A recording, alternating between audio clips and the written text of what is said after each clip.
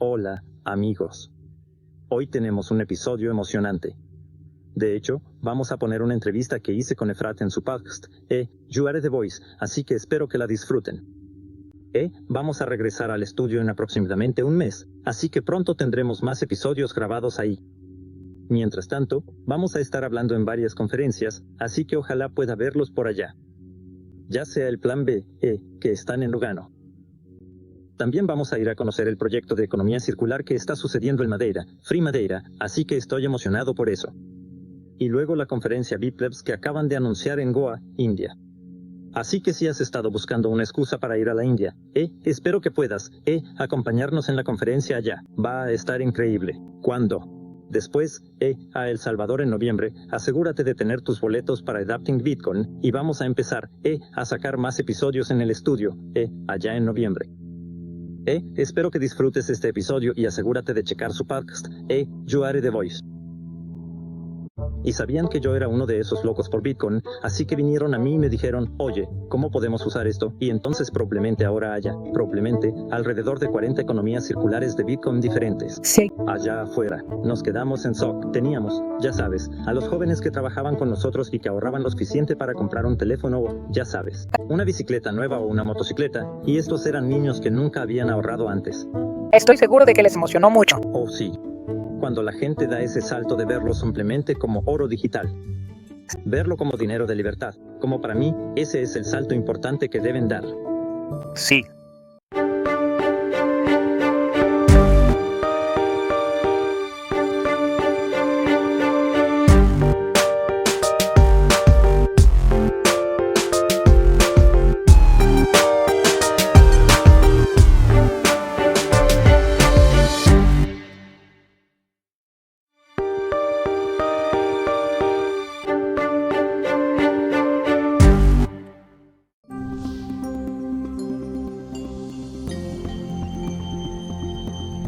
Está bien, Mike Peterson. Sí, Hola, es bueno estar aquí. gracias por estar conmigo. Gracias por aceptar. Sé que estás muy ocupado, eres muy popular y la gente quiere hablar contigo. Oh, no, espero con ansias este tipo de cosas. Fresco. Así que sí, estoy emocionado de poder conocerte en tu base en El Salvador. Muy. Aún no has estado allí, ¿verdad? No. Será mi primera vez y tengo tanta curiosidad y he estado siguiendo tu trabajo y el trabajo de todos los que conozco que viven allí. Y he leído tu historia que publicaste hace un par de años en la revista Bitcoin y sobre la reunión que una vez tuviste. Así que me encantaría presentarle a mi audiencia quién eres. ¿Qué pasó en aquel entonces? ¿Fue 19? 2019. Y luego en 22 cuando implementaste esta visión, ¿dónde estamos? Comenzamos a implementarlo en 19. En 19. Sí. Fue poco más tarde cuando el gobierno tomó la decisión oficial. Sí. Así que empecemos. Empezó. Pidrieda. Así que habíamos estado viviendo en El Salvador durante varios años, trabajando en la comunidad allí para personas que conocen parte de la historia de El Salvador del pasado. Entre 2008 y 2016 tuvo la tasa de homicidios más alta del mundo. Y sí lo era. O sea, sí lo era. Sí, creo que llegó a ser, como, hasta 120 asesinatos por cada 100.000 personas al año. Así que sí, era muchísimo más alto que la mayoría de las zonas de guerra. Y sí lo era. Sí, las pandillas realmente controlaban grandes extensiones del área, incluyendo el pequeño pueblo donde vivíamos. Así que estábamos trabajando dentro de la comunidad para realmente tratar de mantener a los jóvenes fuera de las pandillas, para animarlos a que siguieran en la escuela. ¿Y cómo? ¿Llegaste ahí en primer lugar? Fui ahí en un viaje de surf. ¿O a tu sur? Sí. Así que fui ahí en 2004 en un viaje de surf y simplemente me enamoré de la gente. Y ahí hay buenas olas. El agua es cálida. Así que decidimos comprar un lugar ahí. Y luego, ya sabes, con los años fuimos conociendo a varias personas, y asistíamos a una iglesia en la capital y conocimos a gente que dirigía, por ejemplo, casas hogar para niños y a una pareja que trabajaba con mujeres que habían sido víctimas de trata sexual. Así que decidimos mudarnos a El Salvador para apoyar a todas estas organizaciones detrás de cámaras y también, en la comunidad donde estábamos en el ante, involucrarnos con los jóvenes de ahí. Y pues eso fue. Teníamos un negocio en Estados Unidos al que regresábamos. Esta temporada, así que regresábamos cada año como 3 o 4 meses, manejábamos nuestro negocio y luego el resto del año estábamos en El Salvador. Y a través de algunas conexiones, nosotros sí. Pero aún querían usar el Bitcoin. Tenían que hacer algo bueno en el mundo. Así que habían contratado a alguien como intermediario para protegerlos un poco. Entonces presentamos lo que estábamos haciendo, y entendí su visión de que el donante quería ver economías circulares de Bitcoin iniciadas y que la gente realmente dejara el mundo fiat. Así que regresé con ellos con esta propuesta loca de, oye, lo haremos, ya sabes, en esta comunidad en la que vivimos y de la que formamos parte. Y pensé que seguro me dirían algo como, eso es una locura, pero aceptaron. Y pues sí, así fue como empezó todo. Y entonces nosotros empezamos simplemente a inyectar Bitcoin en la comunidad a través de incentivos. Incentivar a los niños a permanecer en la escuela, a obtener buenas calificaciones, a limpiar el río y la playa. Les pagaríamos en Bitcoin. Y, ya sabes, a través de eso, tenían Bitcoins para gastar. No lo hiciste solo. Repartirlo. Quería que lo hicieran. Nosotros queremos. Sí. Descubrimos que es. Es muy importante que la gente tenga algo en juego y gane. Ahora, si cambiamos un poco porque luego llegó el COVID, probablemente 3 o 4 meses después de que habíamos empezado. Y en ese momento, la gente estaba pasando hambre. No podían trabajar. Sabes, en El Salvador es un país muy pobre, así que casi nadie tiene ahorros. De hecho, la mayoría de la gente solo tiene comida para 1 o 2 días en su casa. No es como en Estados Unidos, donde, ya sabes, en mi casa allá podría sobrevivir probablemente 2 semanas solo con la comida que tengo en la despensa y el refrigerador. Pero ellos sí. No podían trabajar. No tenían dinero para comer. Así que en ese momento sentimos que, bueno, era necesario cambiar un poco durante ese tiempo, ya que la gente no podía trabajar. Comenzamos a hacer distribuciones de Bitcoin Na. Probablemente era el 90% de las familias de la comunidad. ¡Wow! Así que los enviábamos, ya sabes, no en términos de dólares. Eran probablemente 40 o 50 dólares al mes lo que les enviábamos. No era suficiente para cubrir todas sus necesidades, pero era suficiente para, ya sabes, podían comprar sus productos básicos, sus frijoles y sus tortillas.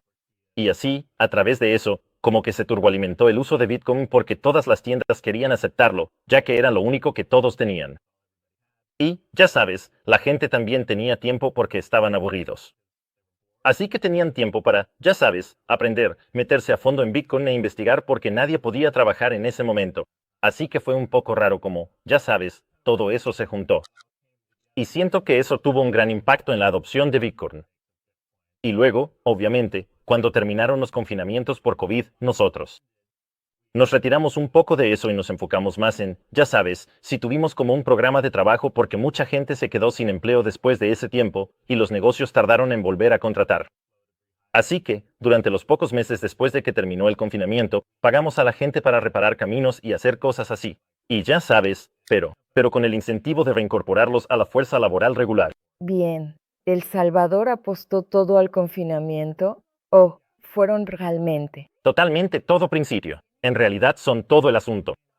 Estuve muy en contra de cómo lo manejaron al principio, pero, para su crédito, cambiaron el rumbo antes que la mayoría de la gente. De hecho, cerraron El Salvador antes de que hubiera un solo caso de COVID. De la noche a la mañana, cerraron los aeropuertos. Así fue, y fue un confinamiento muy estricto. Había soldados en la calle. No te lo permitían. Sí, así fue. Así fue. Estuve totalmente en desacuerdo con la forma en que lo hicieron. Así. Creo que se dieron cuenta, como que, esto es una locura. O sea, no es. 1, no está ayudando. 2, en realidad está perjudicando a la gente y los tiene encerrados en sus casas. Y así, mientras otros países en realidad estaban implementando su discurso de confinamiento con un rumbo inverso, alentando a las personas a salir y tomar sol y hacer ejercicio y levantaron sus confinamientos, levantaron los confinamientos. Y de hecho, creo que Bitcoin jugó un papel importante en eso porque estaban hablando con el gobierno. E incluso el primer año que hicieron la conferencia de adopción de Bitcoin a mitad de conferencia, eliminaron el requisito de tener el distanciamiento electrónico o no, los requisitos de prueba. Bien, así que ellos, porque tenían parlantes y esas cosas, sus pruebas, ya sabes, sus vuelos se retrasaron y sus pruebas ya no eran válidas. Y así los dejaron afuera. Así que eliminaron el requisito del probador. Estoy impresionado. Entonces, como dije, no estaba de acuerdo con la forma en que lo manejaron al principio, pero definitivamente cambiaron el rumbo y tuvieron en general, diría que hicieron un buen trabajo. Bueno, bien. Wow. Bueno. Entonces empezaste y fue entonces cuando el COVID empezó a, por así decirlo, desaparecer. Entonces estabas ayudando a estimular la economía local en Oonte, ¿verdad? Lo hicimos. También hicimos muchas cosas, también con empresas. Dijimos, oye, pagaremos la mitad del salario del empleado en Beacon si lo vuelves a contratar. Porque las empresas tenían miedo de volver a contratar. No sabían que la economía iba a recuperarse. Así que hicimos muchas cosas para tratar de que la gente volviera a trabajar. ¿Funcionó? Sí. ¿Volvieron a contratar a la gente que teníamos en Alzonte? Se recuperó mucho más rápido que las otras áreas. Y creo que es. Y no se ha detenido. Simplemente sigue. Además, ahora todos estos bitcoins estaban llegando y el turismo se disparó. Entonces, sí. ¿Cuántas personas? ¿Vives en el Onta? Más o menos. Son alrededor de 3.000. 3.000. Sí, es una muy Pequeña comunidad. bueno. Y toda la comunidad hoy en día puede decirse que está consciente de Bitcoin o que usa Bitcoin de esta manera. Sí, lo haría. Seguro que todo el mundo lo sabe. Sí. Yo diría que probablemente el 90% de las familias lo han utilizado en algún momento. Yo diría que probablemente la mayoría de las familias lo utilizan al menos una vez al mes.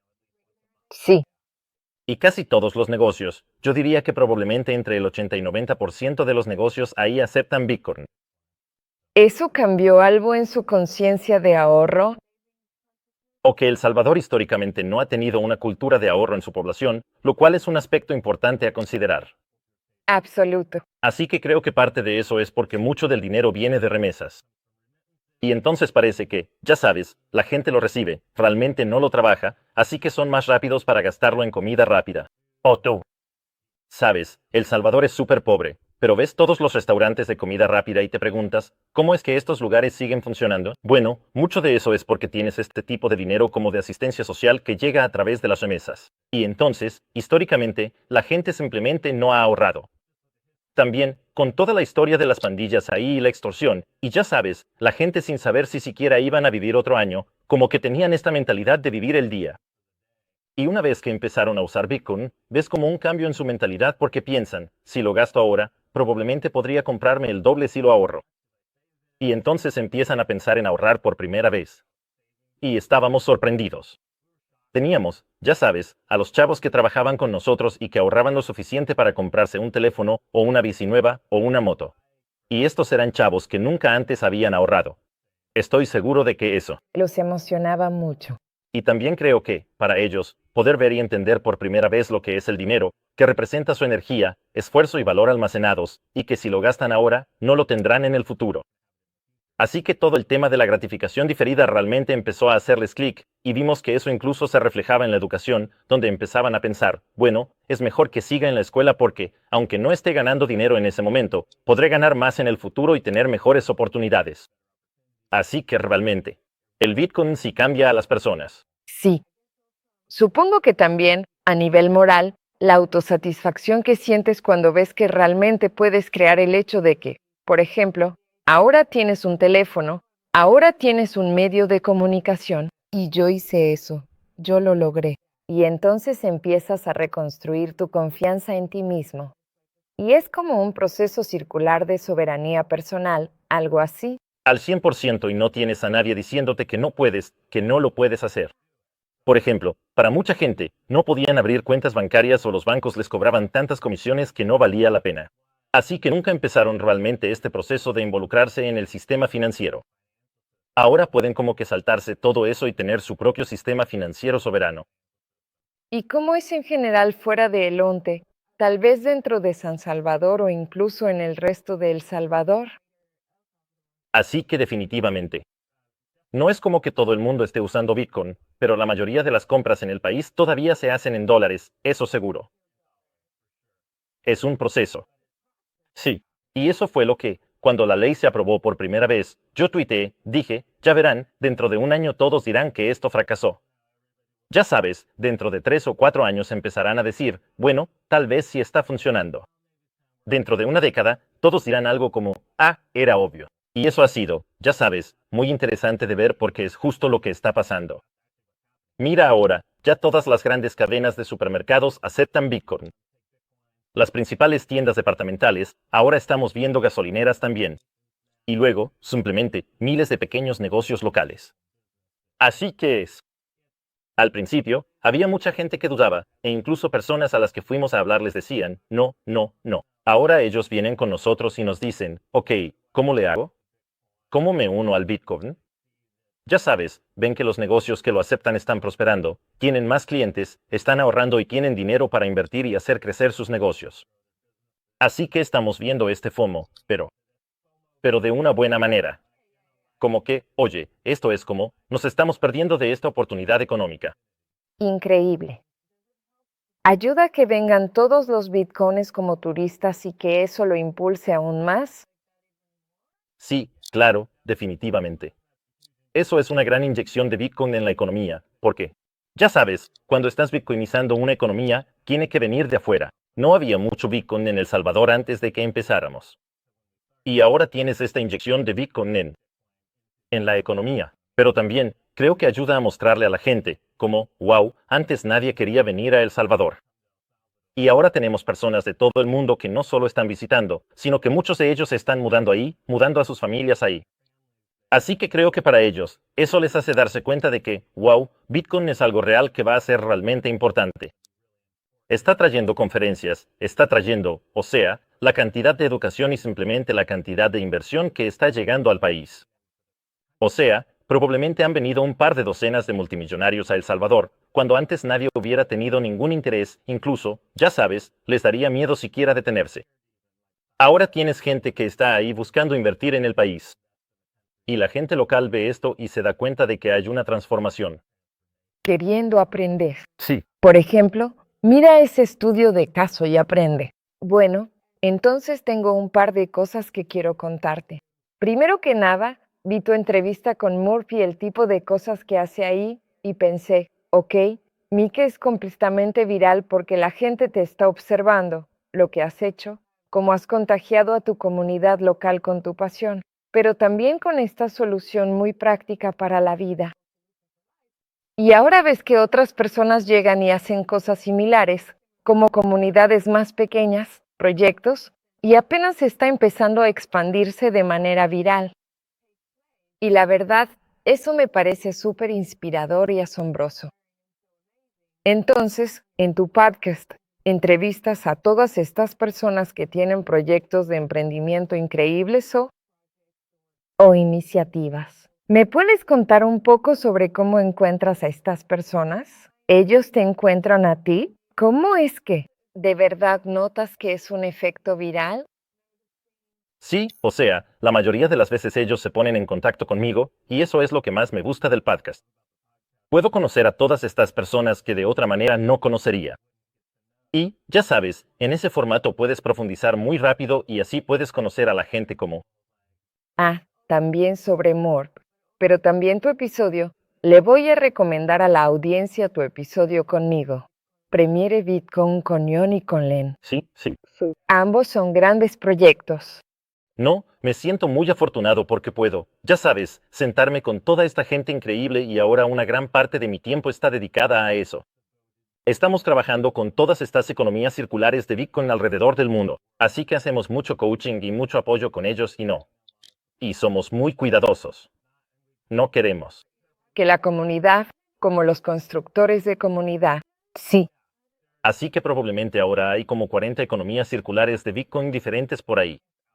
Y al principio había mucha presión sobre nosotros, como de, oigan, ustedes tienen que estar a cargo de esto. Y nosotros decíamos, no, esto tiene que ser descentralizado. Al igual que Bitcoin Help, comparte lo que nos funcionó y lo que no. Pero cada comunidad tendrá que descubrir qué es lo que funciona para ella. Así que ahora mismo tratamos de centrarnos en poder apoyar a todas esas otras comunidades que están ahí fuera. Costa Rica, Sudáfrica. Brasil.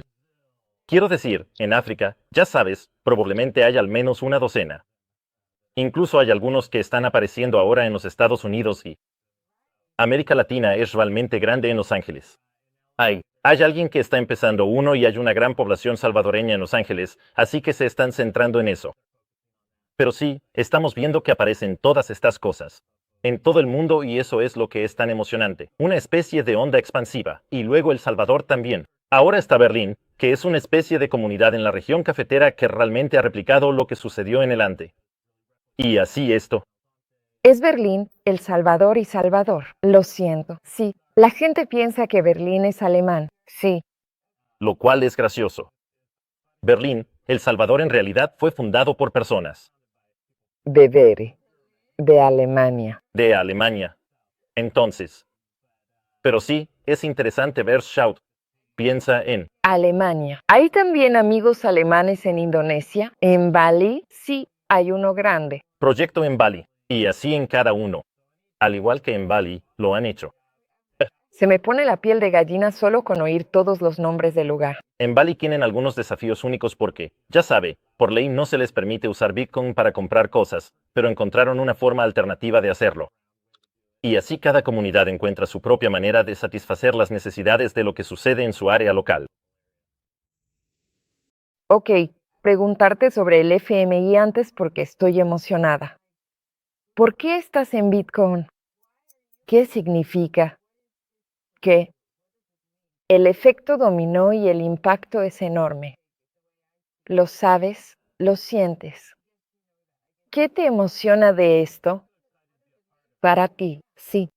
Para mí, siempre ha sido que llegué a esto por el lado monetario. La gente que me conoce sabe que no soy economista ni tanto de inversiones, sino más bien ver cómo impactan los sistemas monetarios. Por ejemplo, ¿por qué algunos países son pobres y otros son ricos? Y obviamente hay muchos factores complejos que influyen, pero el sistema monetario juega un papel muy importante en eso. Y para mí, ya sabes, siempre he tenido una mentalidad libertaria y siento que el gobierno no debería controlar el dinero. Así que cuando llegó Bitcoin, pensé, wow, esto es increíble. Así fue como me atrajo todo esto. Aprendí la parte tecnológica sobre la marcha, eso fue lo más desafiante, porque mucha gente en este espacio llega desde el lado tecnológico. Pero para mí, definitivamente era el dinero. Bitcoin es dinero. Increíble. ¿Y sientes que lo que haces hoy es como seguir ese camino? ¿Cómo realmente implementar la visión? La verdad, me siento súper afortunado de poder enfocarme en eso. Sí, es ver que Bitcoin realmente se usa día a día, en transacciones. Es interesante. Vas a las conferencias de Bitcoin, sabes, incluso aquí en Lugano, y mucha gente aquí tal vez nunca ha comprado nada con Bitcoin en su vida.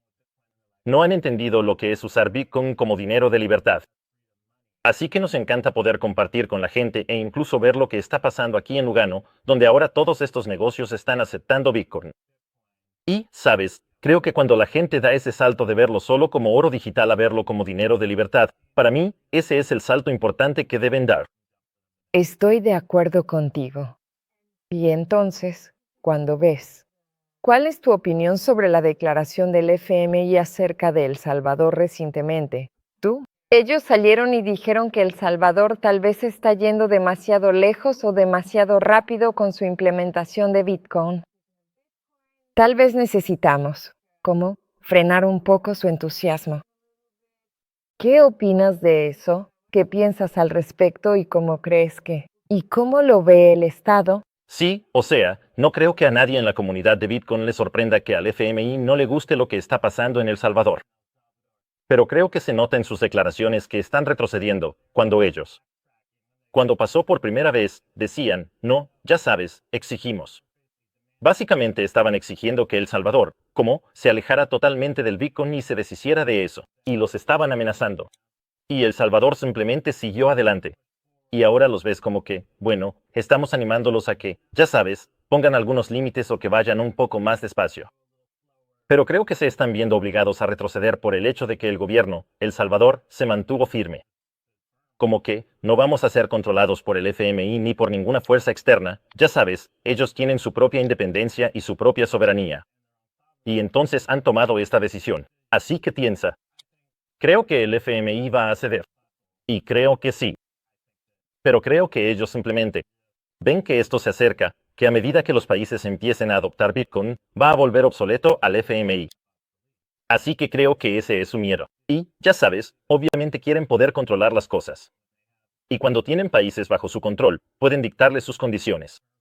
¿Crees que no van a intentar utilizar alguna medida, no sé, severa, para detener a El Salvador? No sé si puedan. Solo pregunto, Sí, quiero decir. porque han hecho cosas similares en otros países en el pasado. No. Y creo que harán algunos intentos, pero creo que, quiero decir, Bully es simplemente un líder muy agudo y no creo que lo vayan a arrinconar. Así que creo que intentarán encontrar una salida que les permita ahorrar espacio. Pero no veo que el gobierno y El Salvador cedan ante sus demandas. Quiero decir, ellos, ya sabes, han recibido un montón de críticas, ya sabes, desde el principio. Y cuando empezaron, fue cuando el precio de Bitcoin estaba bajando. Así que hubiera sido muy fácil para ellos echarse para atrás, y la mayoría de los políticos lo habrían hecho, pero ellos se mantuvieron firmes y dijeron, no, tenemos una visión a largo plazo con esto y sabemos hacia dónde va Bitcoin. Así que, sí, no creo que el FMI vaya a tener realmente alguna influencia sobre ellos. O sea, no estoy diciendo que no vayan a negociar con ellos. Sabes, ellos también tienen que ser pragmáticos. Pero están tomando decisiones importantes para asegurarse de que entidades como el FMI no puedan controlarlos. En el presupuesto reciente que anunciaron, creo que recortaron el presupuesto en un 10%. Y no es muy común que los gobiernos hablen de recortar. Recortan de lo que planeaban aumentar. Y entonces, en vez de eso, sí, en vez de aumentar un 10%, solo estamos aumentando un 5%, así que lo recortamos a la mitad. Ya sabes, hacen ese tipo de jugadas donde El Salvador literalmente está gastando, según su propuesta de presupuesto, un porcentaje menor este año de lo que gastaron el año pasado. Y para no tener que depender de... Sí, ves que se están alejando un poco de eso, porque los gobiernos anteriores hacían lo que fuera para conseguir dinero del FMI. Exactamente. La realidad es que la mayoría de las veces ellos ya no iban a estar en el poder cuando hubiera que pagar de vuelta. Así que para ellos era dinero gratis y se quedaban con una parte, ya sabes, sin preocuparse por las consecuencias. Así que veo que El Salvador está como resistiéndose a eso. Eso demuestra la fortaleza del liderazgo allá. Eso es espectacular. Bueno, cuando vaya a El Salvador, me encantaría sentarme contigo para una charla más larga y profundizar en algunos de estos temas, pero también saber más sobre ti y el tipo de trabajo que haces allá. Así que quiero, animo a mi audiencia a que empiece a seguirte en Twitter. ¿Dónde te pueden seguir? Vi que pueden seguirnos en Bitcoin Beach, nuestro usuario de Twitter. Y también tenemos un podcast y un canal de YouTube en vivo desde Bitcoin Beach. Y Bitcoin Beach no es solo el nombre del lugar, ¿verdad? Es el nombre de una aplicación, ¿no? No, entonces Bitcoin Beach era simplemente el nombre de esto, la idea de básicamente bitcoinizar toda el área costera de El Salvador. Y así es para mucha gente. Ahora piensan en el ante como la playa de Bitcoin porque ahí es donde empezó. Pero más bien era como un sueño de base, de ver cómo el Bitcoin puede impactar, ya sabes, toda la costa. Y ese es como el objetivo más grande. Y originalmente había una billetera que nosotros, Gallo, la empresa, desarrolló específicamente. Ellos vinieron y vieron lo que estábamos haciendo, querían participar, querían construir una billetera que no fuera hecha para gente tech, sino para la gente de a pie. Así que construyeron una billetera, que originalmente llamamos la billetera de Bitcoin Beach. Desde entonces le cambiamos el nombre, y luego la billetera cambió a Blink más que nada porque quería crecer fuera de El Salvador. Pero también solo queríamos, ya sabes, representar la diferencia entre el proyecto de base y, bueno, la billetera como un emprendimiento comercial. Así que sentimos en ese momento que era bueno tener un poco de separación, solo por eso. Pero aún así, ya sabes, nos encanta la billetera y todo lo que han hecho. Y sí, ha sido un proyecto increíble. Y de verdad.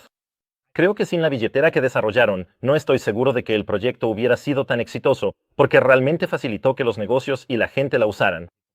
Yo también uso Blink. Es la misma, ¿verdad? Sí, sí, sí. Así que yo también uso Blink. La gente solo la descarga y ya solo publicas. Muy. Fácil. Sí, muy fácil. Tú eres. A menos que seas ciudadano estadounidense, ahorita te bloquean. ¿En serio? Sí, sí. No sabía eso. Es como, ya sabes, ahora es como si eres de Estados Unidos, Irán o Corea del Norte, ya sabes, estamos en esa lista. Estados Unidos. Irán y Corea del Norte están en la misma categoría ahorita. Cosas. Sí, es como que estamos en desventaja. Si eres estadounidense, entonces estás loco. Maldita sea lo que está pasando en este mundo. Wow. Bueno. Bien. Entonces, Mike, ¿algún último pensamiento que quieras compartir con la audiencia? Nos verán pronto en un episodio genial, pero hasta entonces, ¿alguna idea? Simplemente animo a la gente a venir a El Salvador. Se han escrito muchísimos artículos difamatorios y cosas negativas sobre el país. Así que animo a la gente a que ponga los pies en la tierra y lo vea por sí mismos. Sí, realmente se está traduciendo. Créanse que esto también está sucediendo muy rápidamente. Quiero decir, yo vivo allí y pienso, ya sabes, una semana, la siguiente cuando voy en coche, pienso, wow, están construyendo más aquí y están mejorando esto. Así es. Sí, Wow, Pete. regresa de este viaje aquí también, luego regresaré. Te sorprenderás.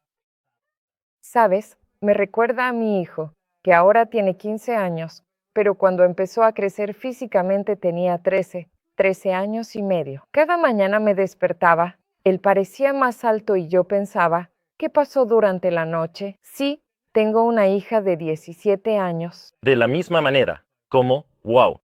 Así es en El Salvador. Bueno, vengo a verlo con mis propios ojos. Muchas gracias, Mike. Te agradezco tu tiempo. Esperamos tenerte en El Salvador. Gracias.